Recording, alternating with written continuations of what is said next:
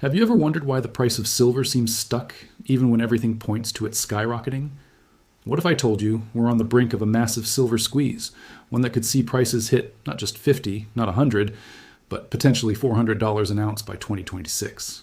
This isn't just speculation, it's based on a perfect storm of factors that are about to collide. Let's break down the truth about the coming silver liquidity crisis. First, let's talk about the big disconnect. There are two silver markets: the physical market, where you hold actual bars and coins, and the paper market, which involves futures contracts traded on exchanges like COMEX. For every 1 ounce of real physical silver available, there are hundreds, sometimes thousands, of paper claims on that same ounce. Think of it like a coat check at a massive party. They've handed out 500 tickets, but they only have one coat in the back. As long as everyone just trades tickets and no one asks for their coat, the system works. But what happens when everyone wants their coat at the same time? That's the situation we're heading towards with silver. The big banks have been playing this game for decades. They engage in what's called price suppression. They create and sell massive amounts of these paper contracts, effectively flooding the market with phantom supply. This artificially pushes the price of silver down, allowing them to buy up physical silver on the cheap. It's a manipulative cycle, but it's a cycle that's showing major cracks. For years, the US government was a key player, selling off its strategic silver stockpiles to keep prices low.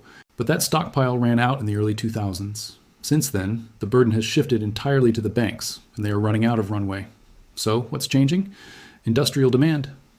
Silver isn't just a pretty metal for jewelry and coins, it's a critical industrial component. It's in your phone, your laptop, and most importantly, it's essential for the green energy revolution. Solar panels are a huge consumer of silver. A standard solar panel uses about 20 grams of it. As the world pushes for more solar energy, the demand is exploding. We're talking about a demand that is projected to consume nearly all the silver mined each year, just for solar panels alone. Add to that the growing use of silver in electric vehicles, 5G technology, and countless other electronics. This isn't speculative demand. This is real, non-negotiable industrial consumption that is draining physical stockpiles at an alarming rate. This brings us to the supply side. Mine production has been flat or even declining for years. Discovering new, high-grade silver deposits is becoming rarer and more expensive. It can take over a decade to bring a new mine from discovery to production. So we have a situation where industrial demand is on a parabolic rise, while the supply of newly mined silver is struggling to keep up. The gap between what the world needs and what the mines can produce is widening every single day. This is what we call a structural deficit. And when you have a structural deficit in a market that's already heavily manipulated with paper claims, you have the recipe for an explosion. Now let's add the geopolitical element. Countries like China, Russia, and India are waking up to the West's financial games.